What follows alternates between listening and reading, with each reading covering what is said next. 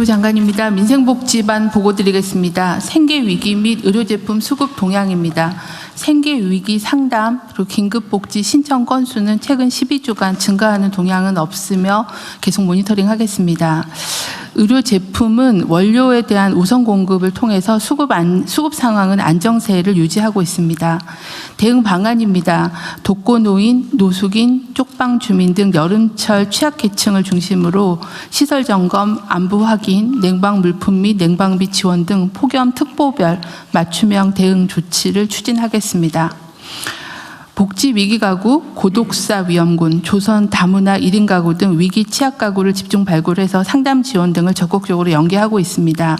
생계 지원은 11만 7천여 건, 의료 지원은 1만 8천여 건 등 총 18만여 건의 긴급복지 지원을 하였고, 조선 다문화 1인 가구 등 위기 가구에 대해서도 가족센터 및 지역 유관기관과의 연계 협력을 통해서 지원을 하고 있습니다.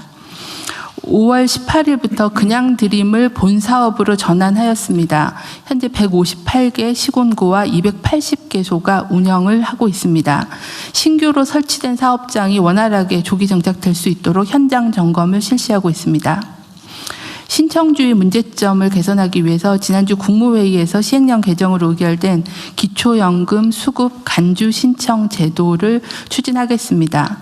기초연금 탈락자나 수급권을 상실한 경우 수급 희망 이력 관리를 신청하신 분에 대해서는 정기 조사를 통해서 수급 가능성이 확인되면 기초연금을 신청한 것으로 간주하여 추가적인 서류 제출 없이 지원을 추진하겠습니다. 청년 역량 향상을 지원하기 위해서 기업 주도 직업 교육 훈련을 제공하는 K-뉴딜 아카데미 참여 기업을 모집하여 현재 107개 기업이 신청하였습니다. 기업 선정이 완료되면 바로 청년 모집하여 교육을 진행하겠습니다. 의료기관 대상으로 의료제품 재고 현황 3차 조사 결과 전년 대비 정상 범위 내에서 주요한 의료제품 재고 관리가 되고 있는 것으로 파악하고 있습니다. 의료제품에 대해서도 지속적으로 수급 관리하도록 하겠습니다. 이상 보고를 마치겠습니다. 조금 전에 얘기했던 그 자살자 있잖아요. 이것도 사실은 일종의 위기 가구인데. 네. 뭐 배고프다, 뭐 혼자 외롭다, 병들었다 이거는 체크가 되는데 빚져가지고 끙끙 앓고 있는데 죽어야 되겠다 이런 사람들은 징후나 이런 게 없을까요?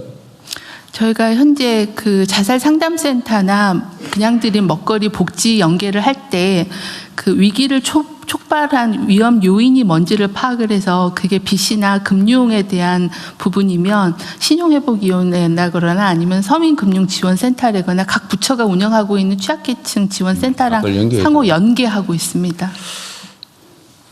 그리고 혹시 법무부 있잖아요. 지금 벌금 못 내가지고 환영 유치된 사람들, 벌금 대신에 징역 사는 사람들 숫자 혹시 대충? 노역장 유치자가 지금 평균 1,550명 정도 됩니다. 1,500명 정도? 예. 한 개 교도소 정도 되네요. 네네. 굉장히 심각합니다. 그래서 이거에 대해서 저희들이 노역장 유치된 사람들이 기본적으로 고령이고 노동 능력 없는 거의 이런 분들이기 때문에 노역장 유치 해놨지만 80% 이상이 노역을 못하는 상황입니다. 그 지금 이 제도에서 노역도 못 시키고. 아니 매우 심각합니다. 그래서 가둬놓고 관리하느라고 돈 만들고 있는 그래서 거예요. 노역장 유치도 가스급반이 가능하거나 노역장 유치자 중에서 사회봉사로 좀 대체할 수 있도록 한 그런 방안도 저희들이 적극 좀 권장하고 있습니다. 사회봉사 활동을 시키는, 그러니까 생산적인 사회봉사 활동을 있잖아요. 네네.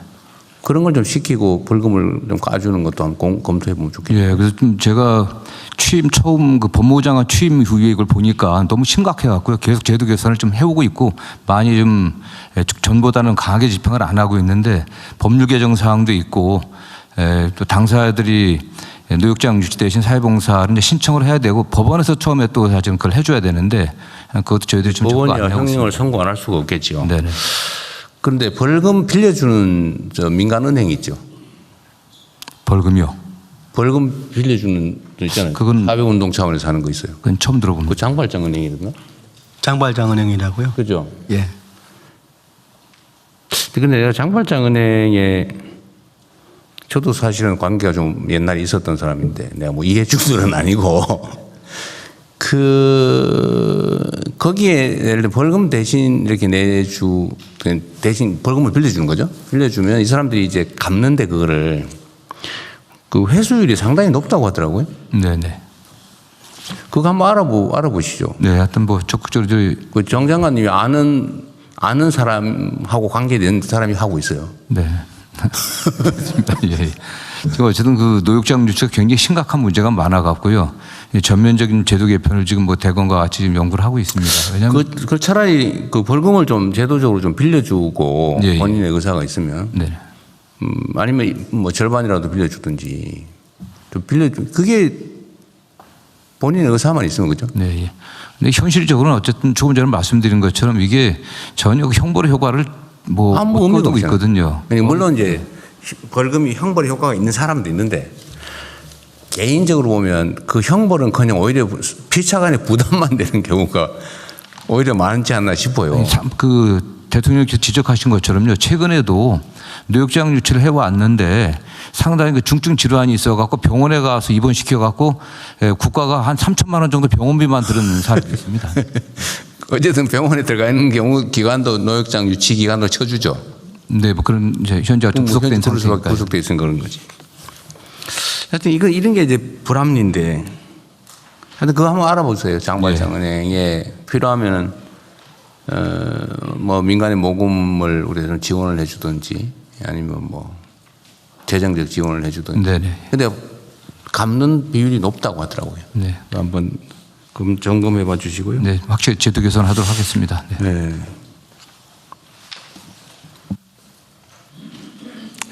예, 그 저기 복지부도 하여튼 이 빚져 가지고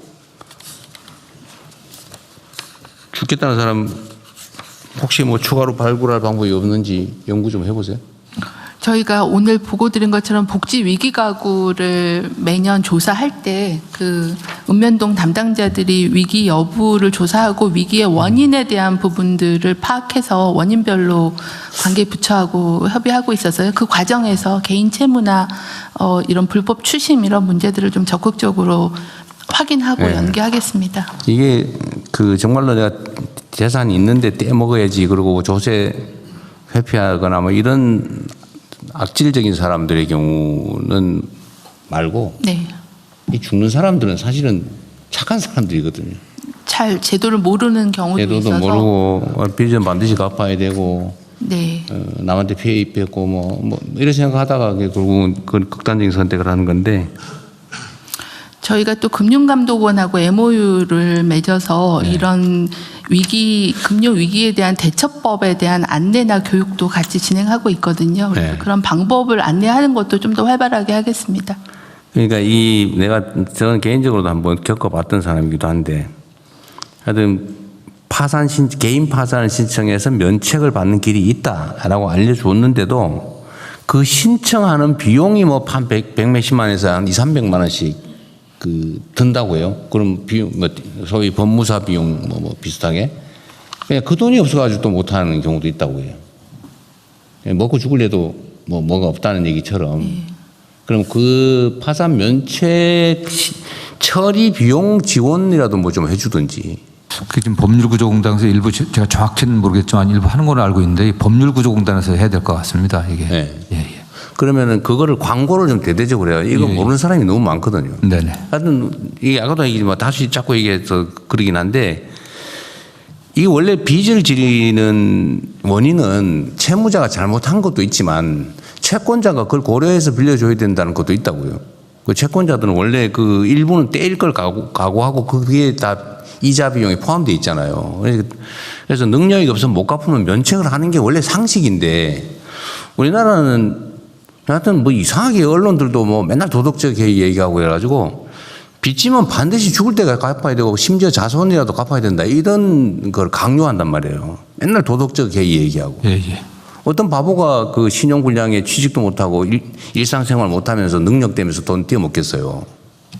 그 상식 밖의 얘기거든. 근데 그거 자꾸 그런 걸 조장을 해가지고 빚지면 죽을 때까지 갚아야 된다 이 생각 때문에 그런 제도가 있는 것도 모르고 활용도 안 하고 그러다 결국 죽고 예? 아주 오랜 시간 경제활동도 못해서 국가적으로 손실 아닙니까? 이 홍보도 좀 국가 그러면 예, 좀저 구조공단이 구조공단하고 대대적으로 좀 하든지 예, 예. 네. 능력 비전을 져서 갚을 능력이 안 되면 파산 면책할 수 있고 채무 조정할 수 있다. 이걸 대대적으로 알려서 너무 상식적으로 다 그렇게 처리해 줘야 돼요. 네네. 선진국들 다 그렇게 하잖아요. 비용이 필요하면은 저 기획예산청에서 좀 챙겨주도록 하시고요. 예. 하여튼 너무 답답하고 안타까워서 자꾸 많이 얘기하게 됩니다. 자, 외교부 하시죠. 네, 해외 상황 관리반 보고 드리겠습니다.